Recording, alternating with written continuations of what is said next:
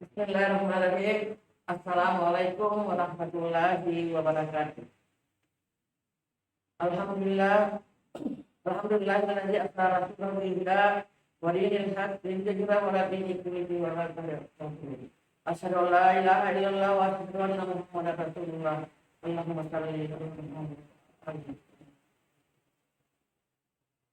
Alhamdulillah, pada kita bersama-sama mengucapkan syukur kepada Allah Subhanahu wa taala yang telah melimpahkan rahmat dan nikmatnya kepada kita semua, sehingga pada hari ini kita masih berikan kesempatan untuk berjumpa, untuk melanjutkan pembelajaran kita walaupun lewat virtual.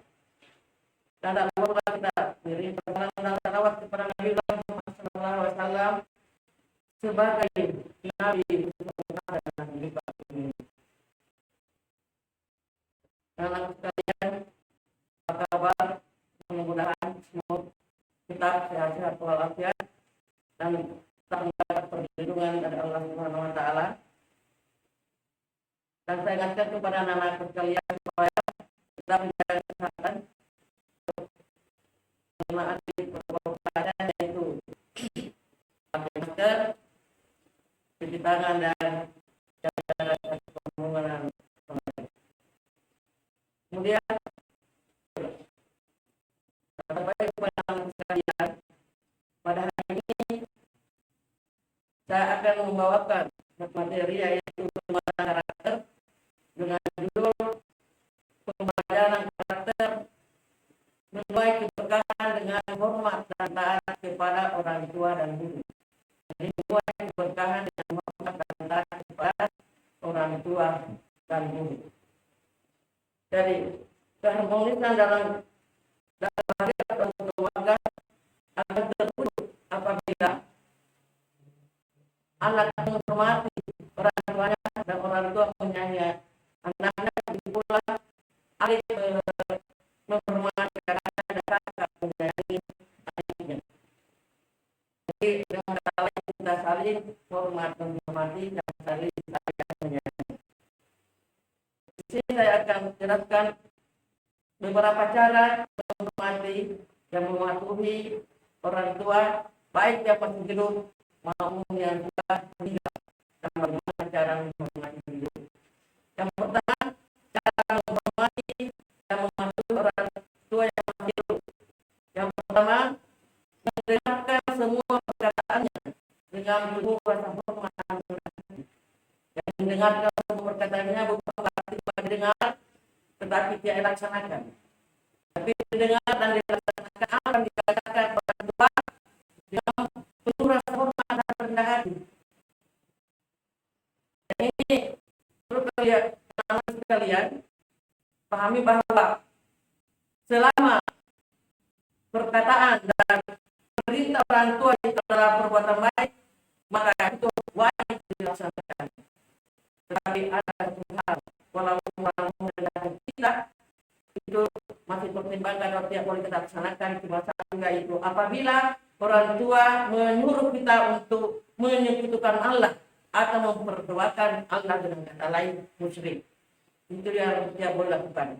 Tapi selama perintah orang tua itu atau perkataan orang tua itu adalah perbuatan baik atau sesuai dengan ajaran Islam, maka wajib punya kita untuk melaksanakannya. Yang kedua, membantu pekerjaan rumah. Ya, ini perlu terjadi kalangan anak sekalian, semoga anak semua, tapi sebagian dia menjadikan orang tuanya sebagai budak. Artinya semua pekerjaan yang ada di rumah itu orang tua semua yang melakukan. Padahal itu anak-anak saling berkewajiban untuk membantu pekerjaan orang tua kita, terutama pekerjaan kita dan bapak. Kemudian yang ketiga, minta doa restu. Ini maksudnya minta restu. Apabila kita akan mengerjakan sesuatu, maka kita harus meminta apakah sampai itu juga atau tidak. Kapan orang tua tidak setujui itu apa yang kita lakukan, maka tidak boleh kita tinggalkan. Itu kalau orang tua tidak merestui. Ini ada tiga yang menghormati orang tua yang hidup, itu masih banyak yang lain. Ya, kemudian yang kedua, cara menghormati atau mematuhi orang tua yang sudah meninggal. Ya, bagaimana caranya Bu kalau kita mau menghormati orang tua atau ke orang tua yang sudah meninggal atau yang sudah tiada, ya masih bisa kita patuhi, masih bisa kita hormati. Ya, bagaimana caranya? Yang pertama, menyambung silaturahmi kerabat dan sahabat orang tua. Jadi betul orang tua kita punya sahabat, kita kenal bahwa para sahabat dan kita ada orang laki-laki pada luar orang tua yang kita harus menyambung silaturahmi. Itu salah satu cara untuk menghormati orang tua yang sudah meninggal. Kemudian kedua, melanjutkan cita-cita orang tua. Ya, kalau kebetulan orang tua kita bahwa ada orang tua, kemudian cita-citanya orang tua itu belum tercapai, kemudian dia meninggal, maka seorang anak dia harus melanjutkan cita-citanya. Seperti yang pernah kita dengar bahwa kita ingin membangun masjid kan, tetapi karena Allah sudah lebih dulu memanggilnya, maka kita sebagai seorang anak harus melanjutkan cita-cita tersebut dan kita berusaha semaksimal mungkin supaya cita-cita itu bisa kita capai. Yang ketiga, mendoakan orang tua atau apa dan ibu dengan memintakan ampun kepada Allah. Mari kita doakan pada waktu kita meninggal supaya dia mendapatkan dari Allah Subhanahu wa taala. Jadi ini ada dua cara menghormati orang tua yang sudah meninggal. Kemudian selanjutnya, bagaimana cara menghormati dan mematuhi guru? Di sini ada dua cara menghormati dan mematuhi guru. Yang pertama, menyapa dan mengucapkan salam saat bertemu. Jadi ini baik di dalam sekolah maupun di sekolah, apabila kita berjumpa atau bertemu dengan guru kita, mari kita ucapkan salam. Ya, karena kita sudah tahu bahwa mengucapkan salam itu cuma hukumnya adalah sunnah dan jawabnya adalah wajib. Kemudian kedua, mendengarkan dan menyimak dengan baik semua perkataan. Dan mari kita dengarkan dan simak, bukan sebatas dengarkan dan simak, tapi kita laksanakan. Ya, tapi kita mendengarkan dan menyimak. Ya, dengarkan dulu baru dilaksanakan. Dan mendengarkan dan menyimak dengan baik semua perkataan.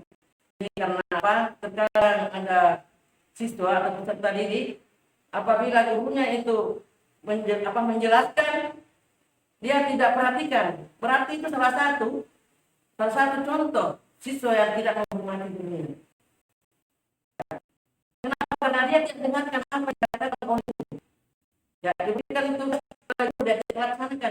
Itu salah satu ciri atau tanda siswa yang tidak menghormati gurunya. Karena dia cuma mendengarkan dan menyimak tetapi tidak laksanakan. Kemudian ketiga, mengikuti pelajarannya dengan penuh semangat. Bagaimana kita tetap bersemangat untuk mengikuti apa yang dijelaskan. Kemudian keempat, memandang guru dengan pandangan penuh rasa hormat. Ya, bagaimana caranya kita memandang guru dengan pandangan penuh rasa hormat?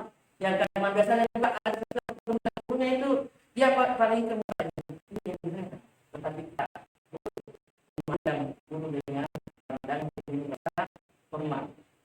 Kemudian yang kelima, hendaklah duduk di hadapan guru dengan salah satu. Ya, kalau kita duduk di depan guru kita duduk dengan sopan. Yang kata sopan. Ya, bagaimana tidak sopan? Tidak sopan itu biasa ada sebab karena dia di depan gurunya yang angkat kakinya dulu. Itu salah satu ciri siswa yang tidak menghormati gurunya. Padahal itu adalah perintah kami. Jadi itulah cara menghormati orang tua baik yang sudah meninggal maupun yang masih hidup, dan cara menghormati dan mematuhi guru. Kemudian apa keberkahan yang kita dapatkan apabila kita menghormati dan mematuhi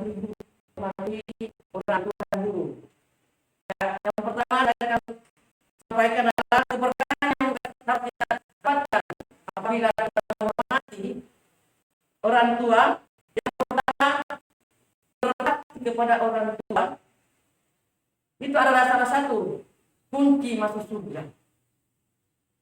Ya, salah satu kunci masuk surga. Kenapa? Ya, apabila kita menghormati orang tua dan menyayangi orang tua, ya jelas orang tua juga akan merasa bahagia dan merasa senang. Dan kita ingat bahwa apabila orang tua meridai kita, maka anak akan meridai. Dan begitu juga apabila orang tua mudah mendapatkan Allah tidak mengerti. Para sahabat kita katakan bahwa tidak lalu tidak lalu, artinya tidak apa itu kita pada tidak. Kalau Allah kita menginginkan Allah meridai kita, maka hormati kedua orang tua. Dan sudah jelas kalau orang tua hormati, maka dia juga akan menyayangi. Pas itu laut, pas itu badai. Artinya kemurkaan Allah itu terletak pada kemurkaan orang tua. Sudah jelas kalau orang tua memurkai kita atau tidak menyayangi kita, maka sudah jelas Allah juga tidak menyayangi. Yang kedua, adalah berbakti kepada kedua orang tua itu adalah bagian kedua ajaran Allah. Seperti katanya, bisa dilihat di dalam Allah itu salah satu, ya salah satu amalan yang sangat tinggi atau berjalan. Yang ketiga, berbakti kepada kedua orang tua itu dapat menghapus dosa-dosa. Ya, jadi dosa-dosa itu apabila kita menghormati kedua orang tua dan orang tua mudahnya, maka Allah akan menghapus dosa. Dan itu orang tua kemudian maka kita akan dapatkan apabila kita menghormati atau mengasihi guru. Yang pertama, ya salah satu hadis yang diriwayatkan oleh Baihaqi dikatakan bahwa barang siapa yang merendahkan atau merendahkan gurunya itu, maka dia akan ditimpakan 3 kesengsaraan atau 3 azab. Yang pertama adalah akan disempitkan rezekinya. Kita akan kita merendahkan guru kita atau kita merendahkan guru kita. Jadi rezeki akan disempitkan, Allah akan menyempitkan rezeki kita. Ini salah satu hadis yang diriwayatkan oleh Imam Baihaqi. Kemudian yang kedua, hilang manfaat ilmunya. Dari semua ilmu yang dia dapatkan itu tidak ada manfaatnya. Ya kenapa? Karena dia rendahkan gurunya. Kemudian yang ketiga, keluar dari dunia ini atau dengan kata lain meninggal tanpa iman. Jadi hati-hati kepada anak-anak sekalian, kapan kita meremehkan, kapan kita merendahkan guru kita, maka ada 3 azab, 3 penderitaan yang kita akan alami. Yang pertama saya ulangi adalah rezeki kita akan disempit. Allah akan menyempitkan kita menghabiskan.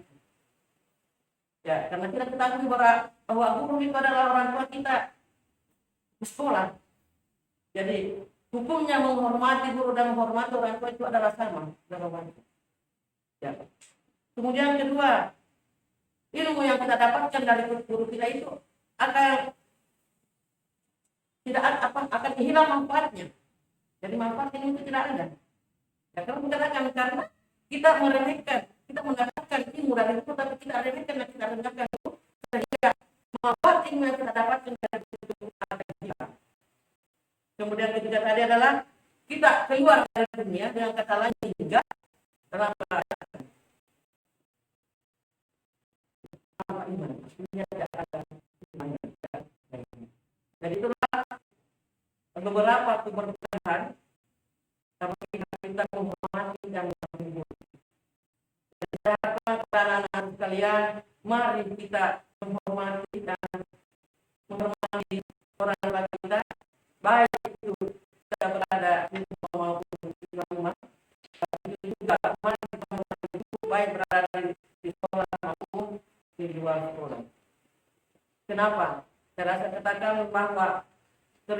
Allah itu terletak pada keridhaan orang tua. Dan kemurkaan Allah itu terletak pada kemurkaan orang tua. Jadi kapan orang tua mau kepada kita begitu pula kepada kita. Kalau Allah orang tua tidak Allah juga akan bilang. Barangkali untuk bicara saya cukupkan sekian.